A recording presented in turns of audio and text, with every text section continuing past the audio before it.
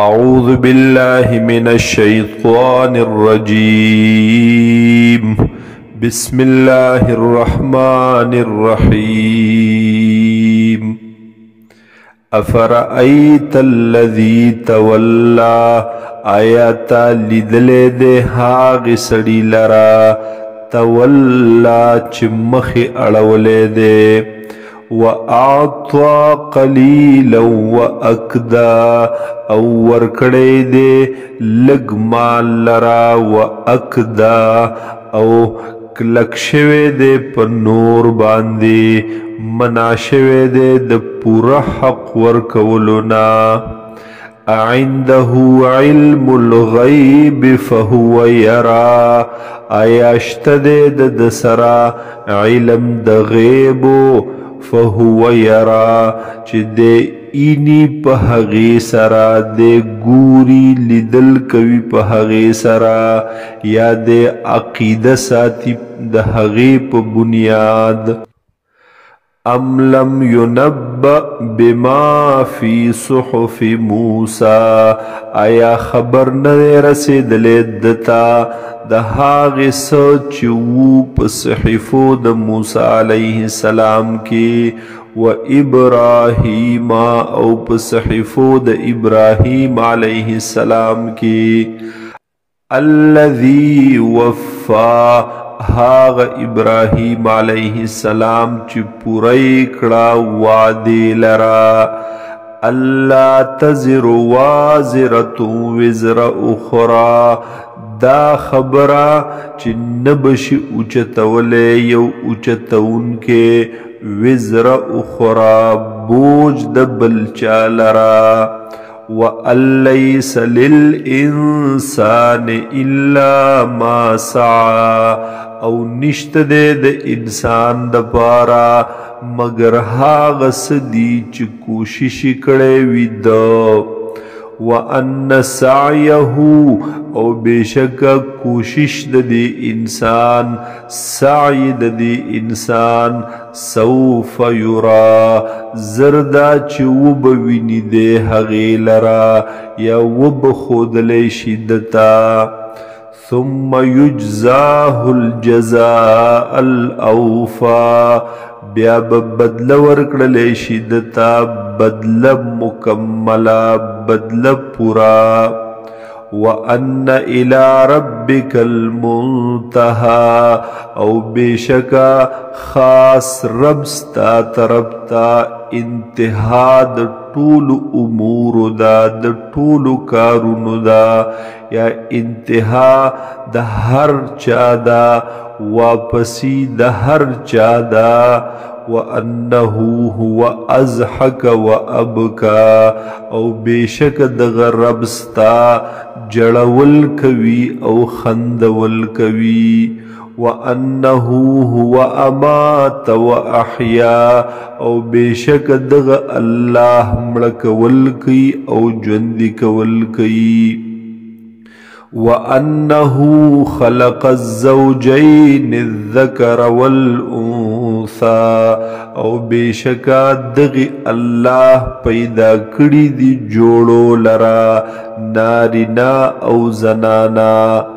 من نطفت اذا تمنا داغی نطفینا داغی قطری دا ابونا اذا تمنا ہر کلچ واچ ولیشیدہ پر رحم کی.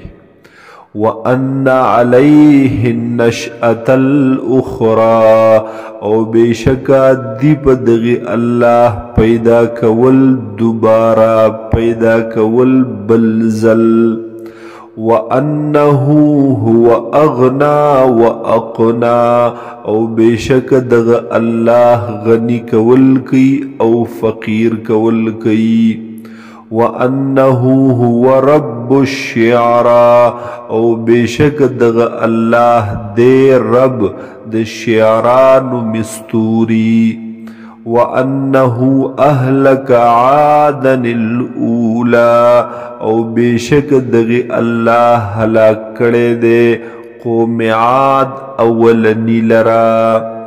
وثمود او قوم ثمود لرا فما ابقا پس حصوک باقی پات نشود دوینا حصوک تپری نخودلو وقوم نوح من قبل او هلاکڑی دے قوم د نوح علیہ السلام مخی دینا انہم کانو هم ازلم و اطغا بیشک ودوی دیر ظلم کون کی او دیر سرکشی کون کی والمؤتفکت اهوا او هغ کلی الٹکڑلے شوی اهوا راوی غرزول هغا فغشاها ما غشا پس پټکړو دغی کلو لرا هاغی سیز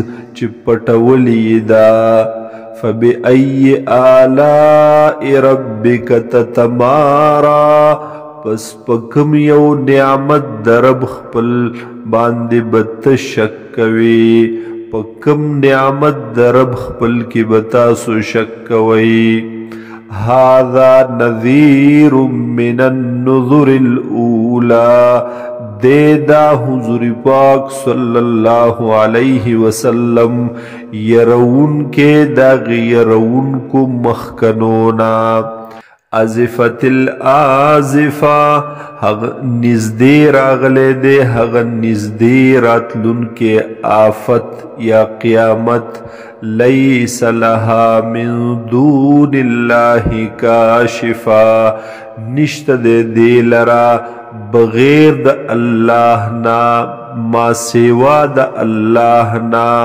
کاشفا لری کون کے یا خکار کون کے افمن هذا الحدیث تعجبون آیا دی کلام د وجه تاسو تعجب کوئی یعنی پدی قرآن پاک کی تاسو تعجب کوئی دیت تاسو حیران کی گئی وتضحکون ولا تبکون او خنداگانی کوئی تاسو او نجاڑی تاسو وَأَنْتُمْ سَامِدُونَ پداس حال کی چتاسو یی غافلہ غفلت کون کی فَاسْجُدُوا لِلَّهِ وَاعْبُدُوا پس سجد وکی خاص اللہ تا او عبادت وکی ددغی اللہ